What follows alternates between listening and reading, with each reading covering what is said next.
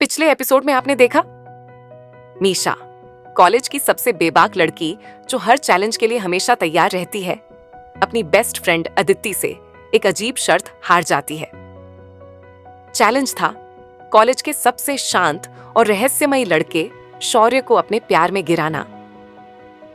बेट लगाती हूं कि तू शौर्य को अपने प्यार में नहीं गिरा सकती। अदिति की आवाज अभी भी मीशा के कानों में गूंजती है। शुरुआत में मीशा के लिए यह सिर्फ एक और खेल था, एक और चैलेंज जिसे वह जीतेगी। लेकिन जब वह लाइब्रेरी में शौर्य से मिलती है, चीजें बदलने लगती हैं। उनके पहले स्टडी सेशन में ही शौर्य उसे अपनी तरफ आकर्षित करने लगता है। तुम उससे अलग हो जिसकी मैंने उम्मीद की थी। शौर्य के ये शब्द मीशा के दिल में घर कर गए। अब मीशा अजीब से दुविधा में है। क्या वह अपना चैलेंज पूरा करेगी या फिर खुद शौर्य के प्यार में गिर जाएगी? क्या यह अब सिर्फ एक शर्त है या कुछ और गहरा? अब आगे देखिए। तुम मुझे ऐसे क्यों देख रहे हो? आर्केड जिंदगी से भरा था। फ्लैश करती रोशनियां, सिक्कों की खनकती आवाज, हंसते हुए लोगों का शोर, स्कोर चिल्लाना, हवा में कुछ नया और रोमांचक महसूस होना। ये सब वही था जो मुझे प्यारा लगता था। मैं इस आर्केड में 100 बार जा चुकी थी, लेकिन आज कुछ अलग था, क्योंकि शौर्य हमारे साथ था और मुझे लग रहा था कि यह एक ऐसा दिन होगा जिसे मैं कभी नहीं भूलूंगी। मीशा, चलो करते हैं। अदिति ने मेरी बांह पकड़ी, मुझे रेसिंग गेम की ओर खींचते हुए। तुम और मैं टीम बनाकर उन्हें दिखाते हैं कैसे जीता जाता है। मैं हंसी, उसे मुझे खींचने देती हुई। वह हमेशा इतनी उत्साही थी, हमेशा हर चीज को एकदम रोमांच बनाने के लिए तैयार थी। हमारे पीछे मैं शौर्य की मौजूदगी महसूस कर सकती थी, लेकिन वह अदिति जितना उत्सुक नहीं था। वह बस देख रहा था। मैं एक पल के लिए पीछे मुड़ी, उसे कुछ कदम दूर खड़े पाया। उसकी बाहें बंधी हुई थीं, गेम्स को जिज्ञासा से देखता हुआ, लेकिन उस शांत, अलग से अंदाज के साथ जो वह हमेशा रखता था। ऐसा लगता था जैसे उसे यकीन नहीं था कि इन सब का क्या मतलब है। तुम ठीक हो? मैंने पूछा, उसके सामने रुकते हुए। उसने पलकें झपकाईं, जैसे उसने उम्मीद नहीं की थी कि मैं उससे बात करूंगी।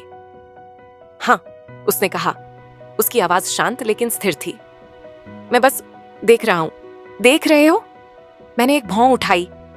तुम आर्केड में हो शौर्य, तुम्हें मजा लेना चाहिए, थोड़ा खुलना चाहिए, ये एक गेम है।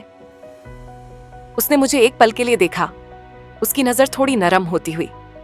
मैं कोशिश करूंगा, उसने कहा। उसके होठों पर एक छोटी सी मुस्कान आई। अच्छा, अब आओ, तुम्हें यह वाला आजमाना होगा। मैंने उसकी कलाई पकड़ी, उसे क्लॉ मशीन की ओर खींचते हुए। मेरा पसंदीदा। मैं कसम खाती हूं, मैं इसमें सबसे अच्छी हूं। उसने मुझे अपना हाथ पकड़ने दिया, विरोध नहीं किया, लेकिन उसकी आंखें गेम से ज्यादा मुझ पर केंद्रित लग रही थीं।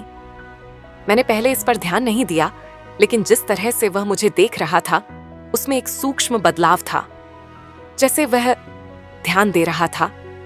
मैंने इसे नजरअंदाज किया, क्लॉ मशीन में उस मूर्ख खिलौने को जीतने पर ध्यान केंद्रित किया। देखो और सीखो शौर्य, मैंने मुस्कुराते हुए कहा, मशीन में एक सिक्का डालते हुए। मैंने क्लॉ को सीधा किया, बटन दबाया और बाम, मैंने एकदम सही भरवां भालू पकड़ लिया। देखा, मैंने कहा था ना कि मैं अच्छी हूं। मैं पीछे मुड़ी, अपना इनाम दिखाते हुए, लेकिन जब मैंने शौर्य का चेहरा देखा, मैं जम गई। वह मुस्कुरा रहा था, वाकई मुस्कुरा रहा था। ऐसा नहीं था कि वह मुस्कुराते हुए प्यारा नहीं लगता था, लेकिन उसकी मुस्कान में कुछ था, कुछ दुर्लभ और असली, जो मैंने पहले नहीं देखा था। एक पल के लिए इसने मुझे चौंका दिया। अच्छा, उसने कहा। उसकी आवाज नरम थी। तुम इसमें अच्छी हो, मैं जानती हूं, है ना? मैं हंसी, अपने सीने में उस अजीब एहसास को नजरअंदाज करने की कोशिश करते हुए। मैं आर्केड गेम्स में हारती नहीं हूं, ये बस मेरे खून में है। मैंने इसे हल्के में कहा, लेकिन सच्चाई यह थी, वह जिस तरह से मुझे देख रहा था, उससे मेरा दिल तेजी से धड़कने लगा था। ये लो, मैंने उसे अपना भरवां खिलौना देते हुए कहा, जिसे मैंने अभी जीता था। ओ ठीक है, धन्यवाद। वह फिर से मुस्कुराया। अचानक अदिति वहां आई, पागलों की तरह मुस्कुराते हुए। तुम दोनों इतने क्यूट हो, मैं तो बस। मीशा, तुम्हें मुझे अपने तरीके सिखाने चाहिए। उसने मुझे अपने कंधे से हल्के से धक्का दिया। शौर्य को देखो, वह मुस्कुरा रहा है, वह कभी मुस्कुराता नहीं है। सच में? मैंने पूछा, शौर्य की ओर फिर से मुड़ते हुए, जिसके चेहरे पर अभी भी वह छोटी सी, लगभग शर्मीली मुस्कान थी। तुम अक्सर मुस्कुराते नहीं हो? उसने कंधे उचकाए। ये कुछ ऐसा नहीं है जो मैं ज्यादा करता हूं, उसने कहा, उसकी आवाज और भी धीमी होती हुई। मैं आमतौर पर अपने आप में रहता हूं। आदित्य ने हाँफते हुए अपना सीना पकड़ लिया। मीशा, तुम वाकई उसे तोड़ रही हो। मैंने उसे खेल खेल में धक्का दिया, लेकिन मैं इससे इनकार नहीं कर सकती थी। आज के दिन के बारे में कुछ अलग महसूस हो रहा था। ऐसा लग रहा था जैसे जो दीवारें शौर्य ने अपने चारों ओर सावधानी से बनाई थीं, वे टूटने लगी थीं। बस थोड़ा सा। अगले कुछ घंटे हंसी ठट्ठे गेम्स और बहुत सारी प्रतिस्पर्धा के साथ बीत गए। अदिति और मैंने रेसिंग गेम में सबको हरा दिया। मुझे नहीं लगता कि हम एक बार भी हारे। शौर्य हालांकि एक अलग कहानी थी। उसने ज्यादा बात नहीं की, लेकिन मैं बता सकती थी कि वह धीरे धीरे इसकी लय में आ रहा था। एक पल में वह प्रतिस्पर्धी भी हो गया, उससे ज्यादा प्रतिस्पर्धी जितना मैंने कभी उम्मीद की थी। तुम इसमें अच्छे हो, मैंने कहा, जैसे हम शूटिंग गेम के पास खड़े थे, जहां उसने मुझे लगातार तीसरी बार हराया था। उसके लिए बुरा नहीं है जो ज्यादा कुछ नहीं करता। शौर्य ने मुस्कुराया, पहले कुछ नहीं कहा। फिर बिना एक पल भी खोए उसने कहा, तुम बस बहुत धीमी हो। मैं बहुत धीमी हूं? मैं हंसी। ओह, अब तो बात बनी मिस्टर। अगले राउंड में मैं जीत रही हूं। मुझे परवाह नहीं कि तुम क्या कहते हो। आदित्य और बाकी लोग जो कोने में एयर हॉकी खेल रहे थे, इस मुकाबले को देखने आए। वे पहले से ही शौर्य और मेरे बीच के मजेदार तनाव को देख सकते थे, और मैं बता सकती थी कि वे इसे पसंद कर रहे थे। तुम लोग इसके बारे में बहुत गंभीर हो, आदित्य ने चिढ़ाया। उसकी आवाज हल्की और छेड़ने वाली थी। कौन पहला होगा जो यह स्वीकार करेगा कि वे एक दूसरे को पसंद करते हैं? मैं जम गई। मेरे आसपास की हवा बदल गई और मुझे एहसास हुआ मैं अपनी सांस रोके हुए थी। लेकिन शौर्य, वह प्रभावित नहीं लगा। उसने बस कंधे उचकाए। उसका चेहरा हमेशा की तरह अपठनीय था। मुझे जीतना पसंद है, उसने सरलता से कहा, और किसी कारण से मुझे उसका यह जवाब और कुछ भी से ज्यादा परफेक्ट लगा। दिन का अंत अलविदा के उस्वल शोर और फिर से मिलने के वादों के साथ हुआ। आदित्य और बाकी लोग अपने अपने रास्ते चले गए, और मैंने खुद को आर्केड के बाहर शौर्य के बगल में चलते हुए पाया। शाम का आसमान गुलाबी और बैंगनी रंगों से रंगा हुआ था। हम शुरू में ज्यादा बात नहीं की, बस साथ साथ चलते रहे, पल को हमारे बीच खींचते हुए देखते रहे। आखिरकार मैंने चुप्पी तोड़ी। आज आने के लिए धन्यवाद, मैंने कहा। मुझे यकीन नहीं था कि तुम्हें मजा आएगा, लेकिन मुझे लगता है कि तुम्हें आया। उसने मुझे एक पल के लिए देखा। उसकी आंखें नरम हो गईं। हाँ आया, उसने धीरे से कहा। मुझे नहीं लगता था कि मुझे आएगा, लेकिन यह मजेदार था। मुझे खुशी है, मैंने कहा। मेरा दिल आराम के लिए थोड़ा ज्यादा भरा हुआ लग रहा था। हमारे बीच फिर से चुप्पी थी, लेकिन यह आरामदेह थी, प्राकृतिक। जब हम बस स्टॉप पर पहुंचे, मैं उसकी तरफ मुड़ी। दिन का वजन मुझ पर दबाव डालता हुआ महसूस हुआ।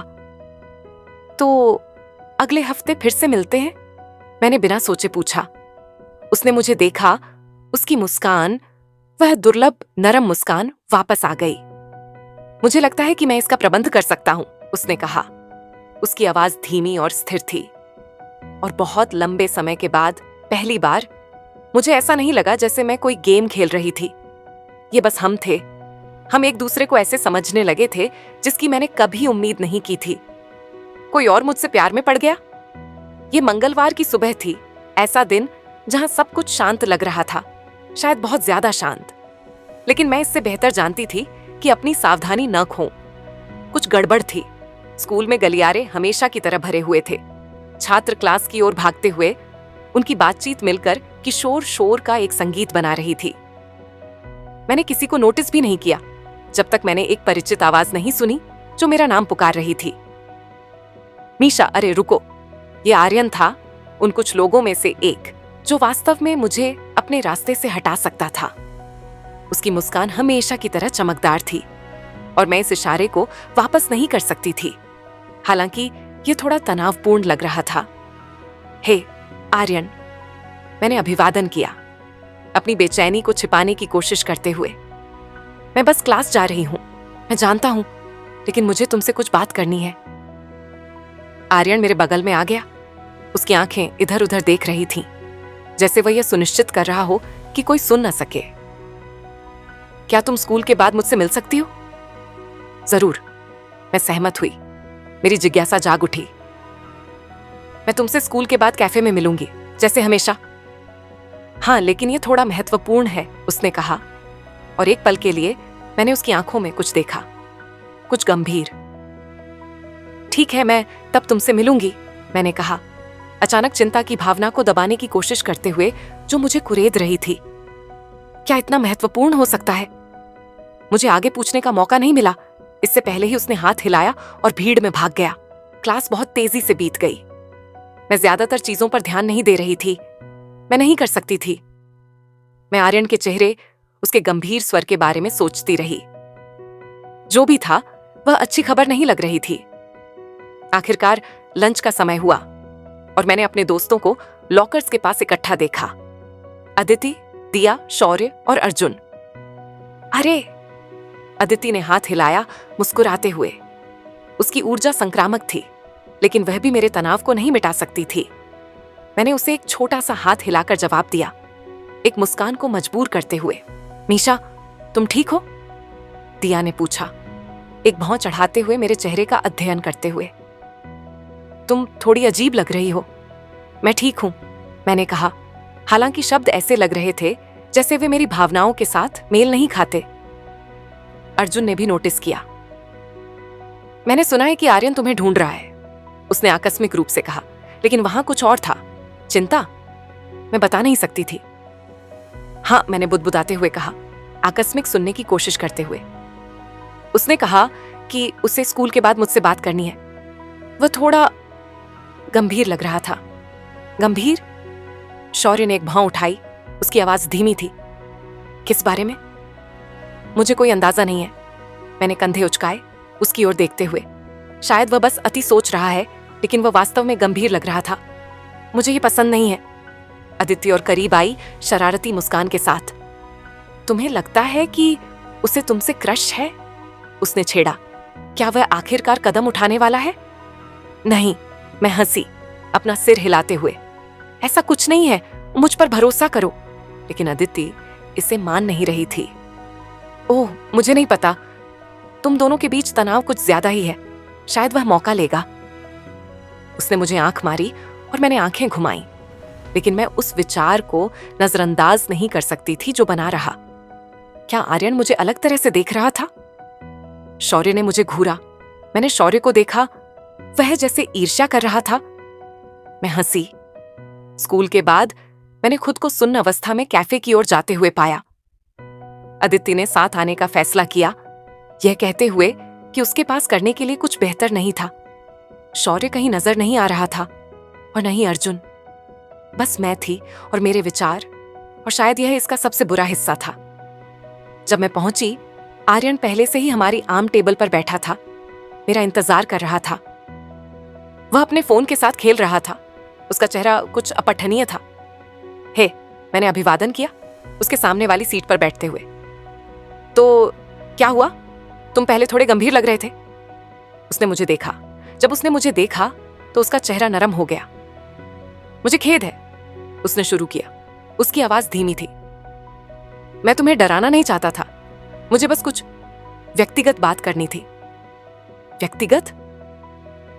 मैंने एक भौं उठाई, थोड़ा झुकते हुए। क्या हो रहा है आर्यन? उसने एक सांस ली। उसकी आंखें एक पल के लिए एक तरफ देखी। ठीक है, यहां बात है। मुझे तुम पसंद हो मीशा। मुझे तुम काफी समय से पसंद हो। मेरा दिल रुक गया। ऐसा नहीं था कि मुझे उम्मीद नहीं थी। आर्यन कुछ समय से मेरे आसपास अजीब तरह से व्यवहार कर रहा था, लेकिन उसे यह जोर से कहते सुनना, इसने मुझे जितना उम्मीद थी उससे ज्यादा प्रभावित किया। मुझे कोई अंदाजा नहीं था, मैंने कहा। मेरी आवाज कांप रही थी। आर्यन, मैंने तुम्हारे बारे में ऐसा नहीं सोचा था। मुझे नहीं पता कि मैं कर सकती हूँ। मैं समझता हूँ, उसने जल्दी से कहा, उसका चेहरा गिरते हुए। मैं बस तुम्हें बताना चाहता था क्योंकि यह मुझे काफी समय से परेशान कर रहा है।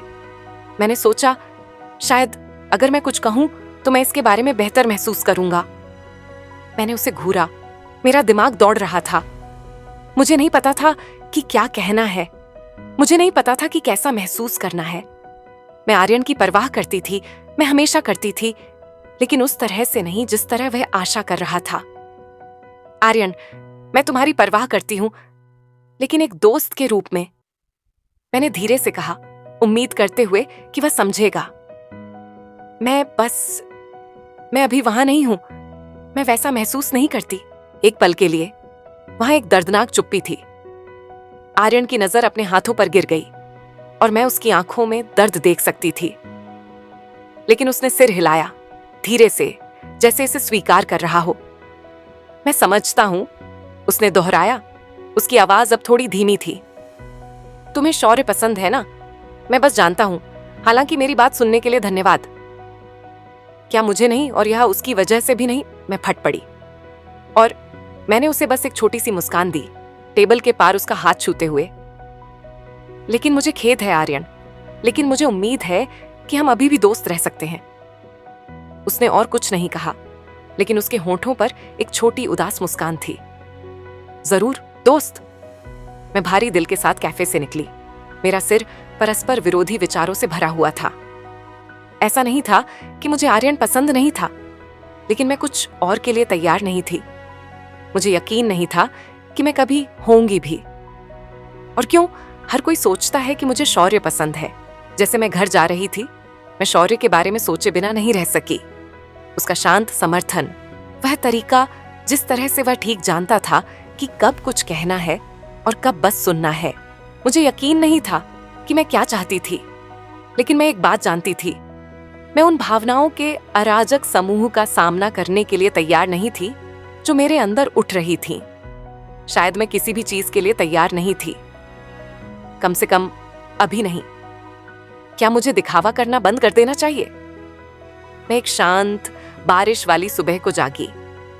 मेरी खिड़की पर बारिश की टपटप की आवाज सुकून दे रही थी। फिर भी इसने मेरे दिमाग के अंदर के तूफान को शांत नहीं किया। आर्यन के साथ बातचीत के बाद से कई दिन हो गए थे, और हालांकि हमने दोस्त रहने पर सहमति जताई थी, चीजें अलग महसूस हो रही थीं। मैं ठीक से बता नहीं सकती थी, लेकिन मैं जानती थी कि निश्चित रूप से हमारे बीच कुछ बदल गया था। स्कूल का दिन धुंधले में बीता। मेरा दिमाग बातचीत के अंदर और बाहर भटकता रहा। उनमें से कोई भी वास्तव में याद नहीं रहा। ऐसा नहीं था कि मैं सुन नहीं रही थी, बस ध्यान केंद्रित करना मुश्किल था। मैं आर्यन के साथ उस पल को बार बार याद कर रही थी। उसकी आंखें, जब मैंने उसे बताया कि मैं वैसा महसूस नहीं करती, ये मुझे परेशान कर रहा था। जैसे मैं अपनी अगली क्लास के लिए हॉल में चल रही थी, मैंने उसे फिर से देखा। आर्यन लॉकर्स के पास खड़ा था, दिया और अदिति से बात कर रहा था। उसकी आम बेफिक्र मुस्कान वहां थी, लेकिन वह जैसे हंस रहा था, उसमें कुछ अजीब लग रहा था, जैसे वह इसे जबरदस्ती कर रहा था। मुझे यकीन नहीं था कि क्या करना चाहिए। क्या मुझे वहां जाना चाहिए, कुछ कहना चाहिए, या मुझे बस दिखावा करना चाहिए कि सब कुछ सामान्य है, जैसे ये मायने नहीं रखता। लेकिन जैसे ही मैं एक निर्णय लेने वाली थी, मैंने एक परिचित चेहरा देखा, अर्जुन। वह दरवाजे के पास दीवार के सहारे खड़ा था। उसकी आंखें भीड़ को स्कैन कर रही थीं, किसी को ढूंढ रही थीं, या शायद सिर्फ विचारों में खोया हुआ। जब उसने मुझे देखा, उसके होंठ एक छोटी सी मुस्कान में मुड़े और अचानक मेरे सीने में गांठ ढीली हो गई। हे मीशा, उसने अभिवादन किया। उसकी आवाज़ धीमी और आकस्मिक थी, लेकिन वहां एक अंतर्निहित गर्मी थी। हमारे बीच कुछ अनकहा जिसे मैं नजरअंदाज नहीं कर सकती थी। हाय, मैंने कहा, बहुत राहत भरे स्वर में न सुनाने की कोशिश करते हुए। कैसा चल रहा है? अच्छा, बस क्लास खत्म की। तुम्हारा क्या हाल है? अर्जुन ने पूछा। उसकी आंखें चमकती हुईं, जैसे वह मेरी ओर झुका। ऐसा लगता है जैसे तुम्हारे दिमाग में कुछ चल रहा है। मैं थोड़ा हंसी, हालांकि यह हंसी से ज्यादा एक घबराहट भरी चुटकी थी। मैं कुछ चीजों के बारे में सोच रही थी, मैंने स्वीकार किया। आर्यन की ओर देखते हुए, जो अभी भी दिया और अदिति से बात कर रहा था। किस तरह की चीजें? अर्जुन ने पूछा, एक भौं उठाते हुए। तुम जानती हो कि तुम मुझसे बात कर सकती हो, है ना? मैंने हिचकिचाहट दिखाई, लेकिन फिर मुझे एहसास हुआ शायद मुझे किसी से बात करने की जरूरत थी। आर्यन, उसने मुझे बताया कि वह मुझे पसंद करता है। मैंने अचानक कह दिया, फिर जल्दी से जोड़ा। और मैं वैसा महसूस नहीं करती थी। मुझे बस नहीं पता कि अब क्या करना है। यह अजीब है। अर्जुन की नजर नरम हो गई। मैं समझता हूं, यह मुश्किल होना चाहिए। वह एक पल के लिए रुका। उसकी उंगलियां लॉकर की धातु पर लयबद्ध तरीके से थपथपा रही थीं। लेकिन तुम्हें वही करना है जो तुम्हारे लिए सही है, भले ही इससे चीजें थोड़ी जटिल हो जाएं। यह आसान नहीं हो सकता, लेकिन समय के साथ चीजें बेहतर हो जाएंगी। मैंने सिर हिलाया, लेकिन मेरा एक हिस्सा आश्वस्त नहीं था। मुझे उम्मीद है ऐसा ही होगा, लेकिन मेरे एक हिस्से को ऐसा लगा जैसे चीजें थोड़ी अलग थीं, और सिर्फ आर्यन के साथ ही नहीं। उस दोपहर बाद में मैं कैफे में बैठी थी, शौर्य का इंतजार कर रही थी। वह पूरे दिन मुझे मैसेज कर रहा था, पूछ रहा था कि क्या मैं ठीक हूं, और मैं यह नजरअंदाज नहीं कर सकती थी कि उसकी चिंता मेरे लिए कितना मायने रखती थी। जब वह आखिरकार आया, वह मेरे सामने वाली सीट पर फिसल गया, ऐसे मुस्कुराते हुए जैसे उसके पास कहने के लिए कुछ था। ठीक है, बता दो, मैंने कहा, उसे ध्यान से देखते हुए। वह हंसा अपने फोन को देखते हुए। तुम अपने आप को छिपाने से ज्यादा स्पष्ट हो मीशा। मैं बता सकता हूं जब कुछ गड़बड़ है। मैं कुछ भी छिपाने की कोशिश नहीं कर रही, मैंने बड़बड़ाया, अपने नैपकिन के किनारे से खेलते हुए। मुझे नहीं पता कि आर्यन के साथ क्या चल रहा है, और सच कहूं, मुझे नहीं पता कि इसके बारे में क्या करना है। शौर्य झुका, उसकी मुस्कान एक पल के लिए गायब हो गई। मैं समझता हूं यह आसान नहीं है, लेकिन तुम्हें याद रखना होगा कि तुम ये नहीं नियंत्रित कर सकती कि दूसरे लोग कैसा महसूस करते हैं। शायद तुम किसी और से प्यार करती हो, क्या नहीं? लेकिन इससे यह कम अजीब नहीं होता, मैंने स्वीकार किया। मैं बस चाहती हूं कि चीजें वापस वैसी हो जाएं जैसी वे पहले थीं, सारी भावनाओं और चीजों से पहले। शौर्य की नजर नरम हो गई, और एक छोटे से पल के लिए मैंने वहां कुछ और देखा, कुछ नरम, लेकिन यह जितनी जल्दी आया था उतनी ही जल्दी गायब हो गया। तुम्हें उलझन महसूस करने का हक है मीशा, लेकिन तुम इसमें अकेली नहीं हो, उसने धीरे से कहा। मैं तुम्हारा साथ दूंगा, तुम जानती हो, है ना? मैंने उसे एक छोटी सी मुस्कान दी, सिर हिलाते हुए। हाँ, जानती हूं। धन्यवाद शौर्य, इसका बहुत मतलब है। हम एक पल के लिए चुप बैठे, एक दूसरे की मौजूदगी के शांत आराम को बस जमने देते हुए। लेकिन जैसे ही मैं थोड़ा बेहतर महसूस करने लगी थी, कैफे का दरवाजा खुला और मैंने किसी को देखा जिसकी मुझे उम्मीद नहीं थी। आर्यन। वह दोस्तों के एक समूह के साथ अंदर आया, जोर से हंसते हुए जैसे वे काउंटर की ओर बढ़ रहे थे। एक पल के लिए कमरे के पार हमारी आंखें मिलीं और मैंने अपने सीने में वह परिचित दर्द महसूस किया, लेकिन इस बार यह उतना तेज महसूस नहीं हुआ। मैंने नजर हटा ली, वापस शौर्य पर ध्यान केंद्रित किया। मैं अभी आर्यन का सामना करने के लिए तैयार नहीं थी, जब मैं अभी भी जो कुछ हुआ था उसे सुलझाने की कोशिश कर रही थी। शाम का बाकी समय जल्दी बीत गया। मेरे विचार आर्यन, अर्जुन और शौर्य के बीच भटकते रहे। मुझे क्या करना चाहिए? क्या मैं इन सब का सामना करने के लिए तैयार भी थी? जैसे मैं घर जा रही थी, मैं ये देखे बिना नहीं रह सकी कि इतने कम समय में कितना कुछ बदल गया था। बारिश रुक गई थी और दुनिया थोड़ी शांत महसूस हो रही थी, जैसे हर चीज मेरे कोई निर्णय लेने का इंतजार कर रही थी। लेकिन सच्चाई ये थी, मुझे नहीं पता था कि क्या करना है। मेरे पास सारे जवाब नहीं थे और मुझे यकीन नहीं था कि कभी होंगे भी। मैं सिर्फ इतना जानती थी, मैं अपनी भावनाओं से भागती नहीं रह सकती थी। यह समय था दिखावा बंद करने का कि सब कुछ ठीक है, सच्चाई का सामना करने का समय, वह सच्चाई जो भी हो। प्रिय दोस्तों, क्या आपको मीशा और शौर्य की कहानी ने छू लिया? क्या आप जानना चाहते हैं आगे क्या होगा? हमारे चैनल को अभी सब्सक्राइब करें ताकि आप एपिसोड 3 और उसके आगे की कहानियां सबसे पहले देख सकें। आखिर शौर्य के दिल में क्या चल रहा है? मीशा अपनी सच्ची भावनाओं का सामना कैसे करेगी? इस वीडियो को लाइक करें ताकि हम और ऐसी दिल को छूने वाली कहानियां आपके लिए ला सकें। कमेंट में बताइए आपको क्या लगता है, मीशा को किसे चुनना चाहिए? शौर्य, आर्यन या अर्जुन? या शायद उसे अभी अपने लिए वक्त लेना चाहिए? बेल आइकॉन दबाना ना भूलें ताकि आपको हर नए एपिसोड की सूचना मिले। हम आपके प्यार और समर्थन के लिए तहे दिल से आभारी हैं। आप हमारे लिए एक परिवार से कम नहीं हैं। लव।